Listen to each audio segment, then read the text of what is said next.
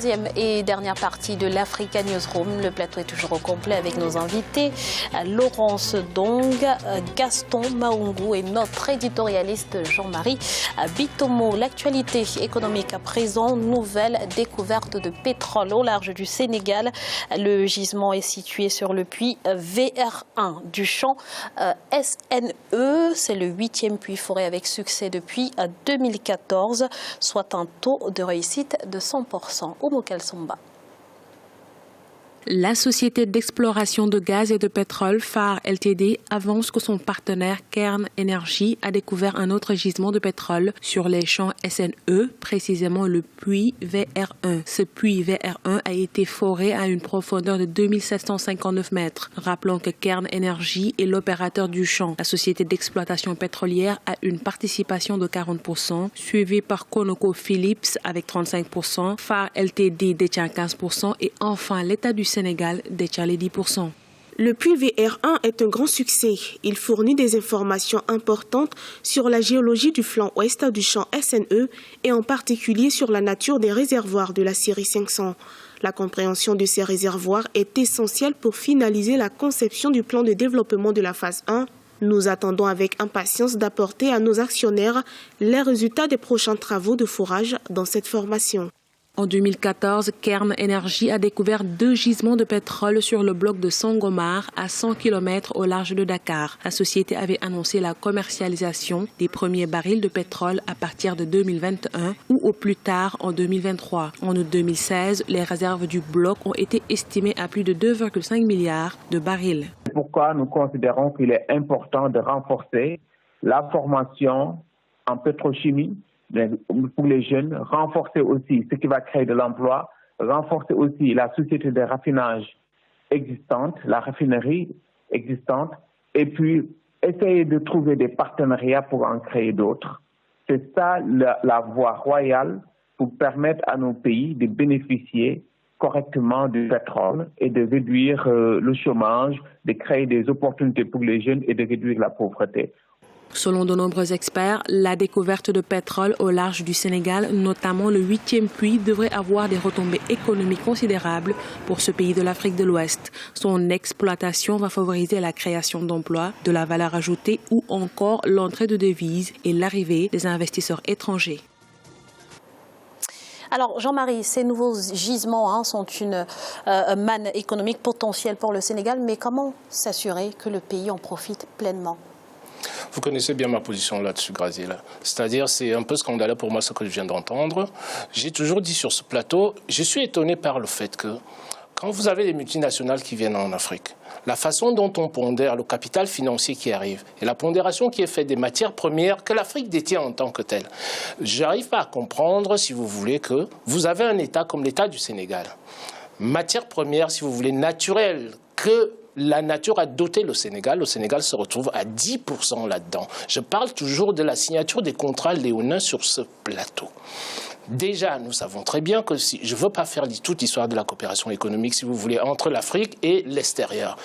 Même quand on nous prête de l'argent, cet argent-là ne va pas développer nos pays. Cet argent-là sert, comment dirais-je, à financer, c'est-à-dire à acheter du matériel aux entreprises extérieures, pas au Cameroun, pas au Sénégal, pas au Gabon, pas en Côte d'Ivoire.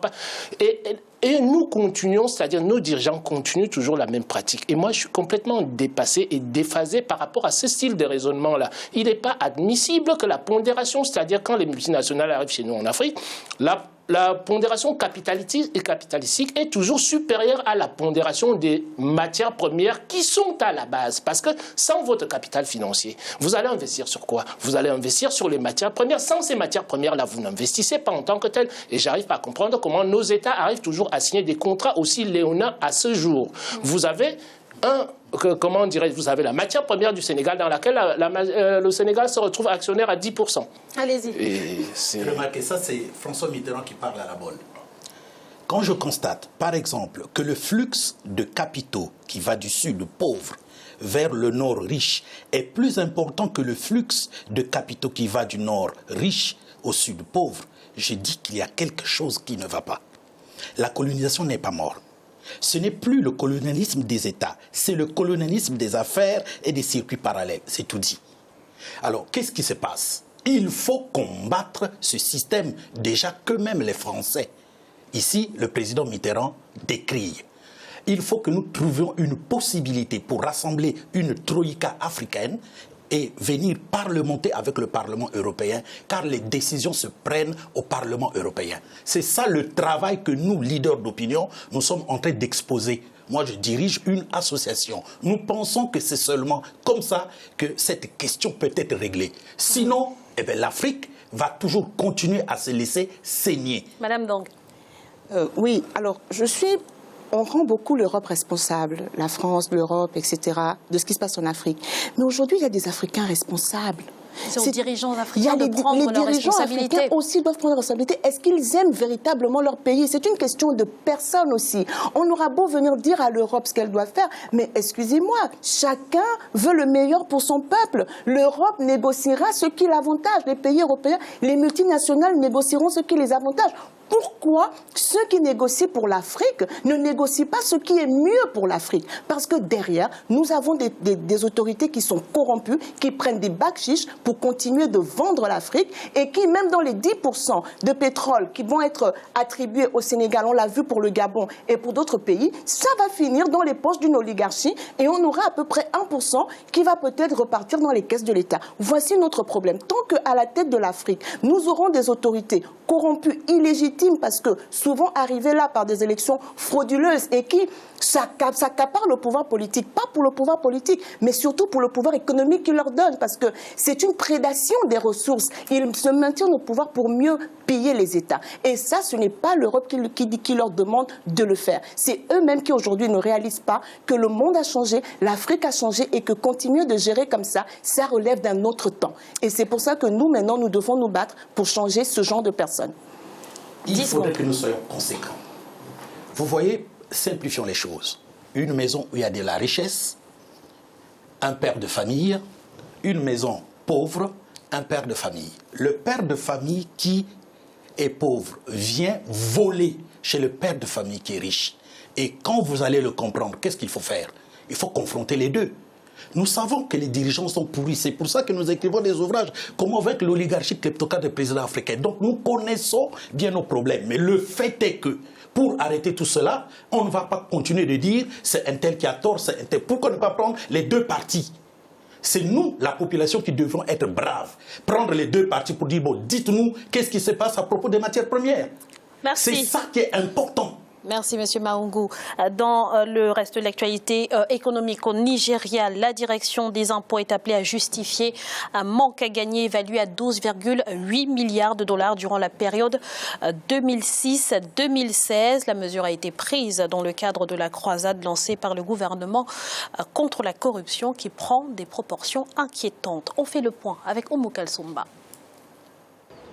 Le comité du Sénat nigérian en charge des impôts a annoncé l'ouverture d'une enquête portant sur un gap financier de 12,8 milliards de dollars dans les caisses du service des impôts entre 2006 et 2016. Une enquête antérieure avait fait état de gabegies, notamment de non-usage des formulaires de devises, une mauvaise classification des cargaisons selon le système des codes harmonisés, le non-contrôle de ces cargaisons ainsi que le manque d'infrastructures technologiques adéquates ont été également notés.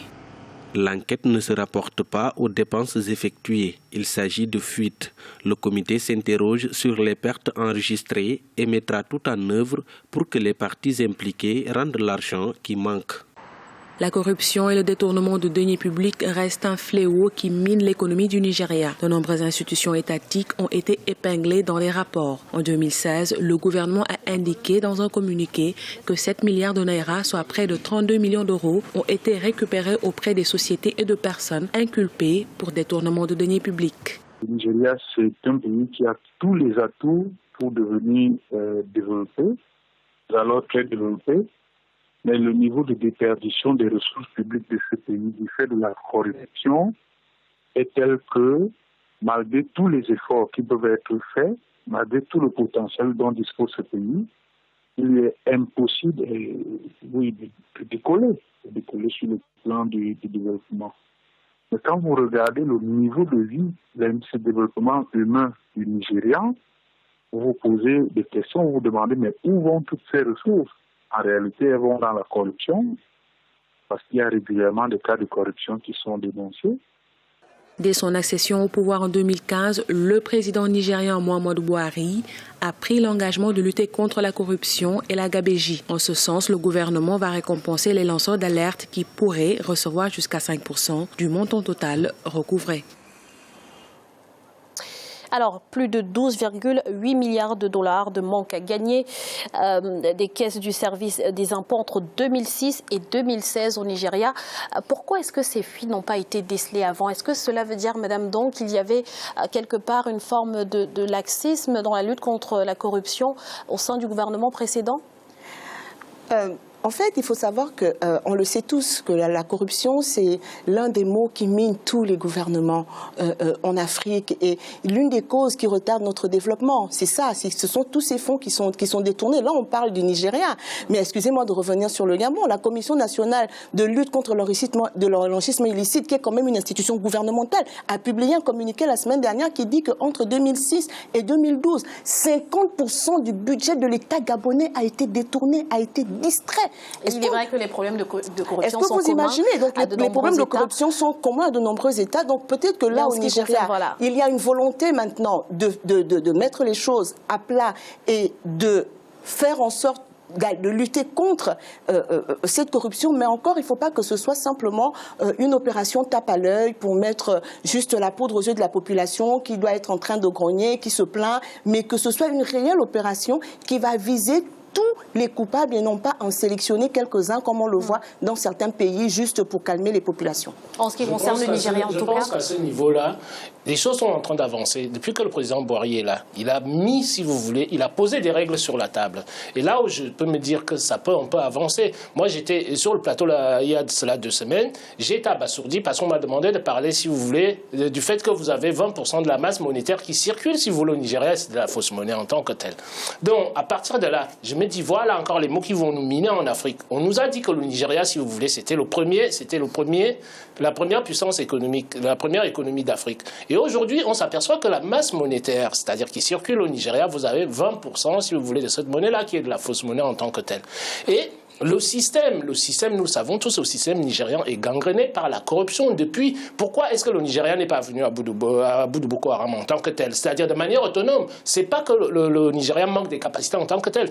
C'est tout simplement lié au fait que les fonds qui étaient destinés à la défense étaient détournés, comment dirais-je, par les principaux leaders de l'armée nigériane en tant que tel. Il a fallu que le Cameroun tape la main sur la table et dise qu'on rentre au Nigeria. Et je pense que l'arrivée du président Buhari va, d'après ce qu'il a déjà mis en place, parce qu'il y a quand même eu des arrestations en tant que telles, donc il y a une nouvelle dynamique, c'est-à-dire c'est un manque à gagner énorme, Graziella, comme le disait tout à l'heure Laurent, c'est un manque à gagner, moi j'appelle ça, c'est un crime contre le développement de l'Afrique en tant que tel. Tout ce qui est corruption, détournement de fonds, c'est un crime contre notre développement, et en plus, au peu que nous avons, nous n'avons pas grand-chose.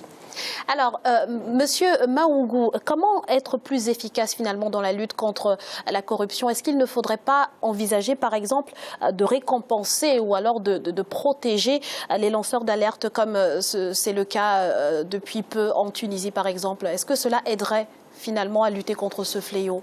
Ce qui va nous aider à lutter contre la corruption, c'est l'éducation de la population. Lorsque la vie associative va se développer dans nos États, lorsque les leaders d'opinion vont véritablement travailler pour dénoncer et que tout le monde aura la capacité d'intervenir contre les caciques, contre les oligarques et les kleptocrates, c'est comme ça que l'envolée va s'élancer. Il faut qu'il y ait des hommes capables de combattre, capables de parler, est capable de dire comme chez nous, être prêt à mourir pour le développement de tout le monde. C'est ça qu'il nous faut. Cette éducation-là doit être donnée et c'est un travail qui ne se fait pas en une année, en beaucoup d'années. Mais s'il y a vraiment une cohérence entre les leaders d'opinion qui veulent changer les choses au niveau de l'éducation de la personne, on réussira à le faire. Merci, Monsieur Maoungou. 244 millions de dollars, c'est notre chiffre du jour et il correspond au montant reçu par les Camerounais via le mobile money en 2015, un chiffre en constante hausse. Madame, donc, qu'est-ce qui explique le succès du mobile money, que ce soit au Cameroun, mais aussi dans les autres pays du continent? C'est la facilité d'accès, parce qu'aujourd'hui, tout le monde a un mobile. Il ne faut pas oublier qu'au niveau de l'Afrique, on a un taux de bancarisation qui est assez faible. Donc, les transferts d'argent par les banques, c'est beaucoup plus compliqué parce que les gens n'ont pas de compte bancaire, on ne peut pas faire de virements, etc. Alors qu'aujourd'hui, tout le monde a un mobile. Dans tous les villages, on a des mobiles, donc on peut plus facilement, on a des téléphones portables, donc on peut plus facilement transférer de l'argent. Et donc, je pense que cette facilité, celui qui a eu cette idée de pouvoir faire transférer des fonds par le téléphone portable, c'est une idée de génie, parce que le téléphone portable, il est partout, dans tous les milieux, dans n'importe quel village, et toujours il y a moyen d'être joignable et de pouvoir recevoir des fonds. Alors, au Cameroun, les leaders de ce service, ce sont les opérateurs de téléphonie mobile, que sont Orange et MTN, au détriment des banques, finalement. Jean-Marie, comment l'expliquer? Est-ce que ce n'est pas finalement aux banques de proposer ce service? Parce que la BEAC, notamment, dénonce une concurrence déloyale. Qu'en pensez-vous? Vous savez, la nature a horreur du vide, tout simplement. Ça veut dire quoi? Ça veut dire que Madame Dong a parlé du taux de bancarisation en Afrique. Je parle toujours sur ce plateau de la notion de proximité culturelle. Quand on parle de l'économie, on a l'impression que l'économie, c'est quelque chose, si vous voulez, d'aléatoire. C'est pas aléatoire. Vous avez les canons de l'économie qui vous disent que pour vous développer économiquement, l'Afrique ne pourra se développer qu'à travers tous ces discours que nous tenons ici, là, à savoir qu'il faut que les Africains, nous-mêmes, nous prenons les choses en main. Vous ne pouvez pas avoir un expert qui sort de l'extérieur, qui va comprendre la psychologie de l'Africain pour aider l'Africain à son développement. Et c'est ce que j'ai dit tout le temps. Donc ici, là, nous rentrons dans une dimension. Je me souviens de la phrase de l'ancien Premier ministre béninois, M. Zinsou, qui disait que technologiquement, l'Afrique va bénéficier de quoi? De l'arriération. L'arriération, ça veut dire que nous avons la capacité de faire des sauts technologiques et d'arriver aujourd'hui, le mobile money et le mobile banking qui échouent ici, là, en Europe, on arrive, comment dirais-je, à l'implanter beaucoup plus facilement en Afrique. Tout simplement pourquoi? On saute par-dessus les branches, parce que la proximité culturelle, est-ce que vous voyez aujourd'hui, Graziella, votre grand-mère partir du Cameroun aller taper à la porte d'une banque pour pouvoir, comment dirais, demander l'ouverture d'un compte? C'est inadmissible, parce qu'elle s'est dit déjà, psychologiquement, ces gens-là, nous ne faisons pas partie du même monde en tant que tel. Donc quand je vais y aller, ils vont me casser les pieds, les conditions qu'on va me poser sont des conditions qui sont des conditions aléatoires, et de temps en temps, si vous voulez, comme nous le savons, nous parlons de bancarisation là aujourd'hui, prenez les taux d'intérêt. Les taux d'intérêt sont rédhibitoires en tant que tels. Donc les gens préfèrent passer, si vous voulez, par il n'y a rien de plus intelligent que le cerveau humain. Que vous prenez un individu n'importe où, dès l'instant que vous lui posez la solution la plus favorable sur la table, il choisit la solution la plus favorable. Et c'est tout. Et les banques vont aller en perte de vitesse aujourd'hui. Sur le plan international, Vous avez quoi? Vous avez les banques qui se spécialisent de plus en plus, tout simplement. Pourquoi? Parce que faire l'activité généraliste et tout ne va plus rapporter autant que ça. Et ce sera le mot de la fin. Merci Jean-Marie pour toutes ces précisions. Monsieur Gaston Maungou, merci d'avoir été avec nous sur ce plateau. Je rappelle que vous êtes écrivain et conférencier. Oui. Madame Laurence Dong, merci à vous également d'avoir répondu à notre invitation. Je rappelle que vous êtes enseignante chercheuse et auteure du livre Gabon, pourquoi j'accuse. Merci à vous, Graziella. Et merci à vous, Jean-Marie. Merci, Graziella, d'avoir passé cette heure-là avec vous sur le plateau comme d'habitude. Bonsoir à nos téléspectateurs et nos téléspectatrices. Merci à vous, chers téléspectateurs, de nous avoir suivis. Restez sur Africa 24 dans quelques instants, le journal de la rédaction.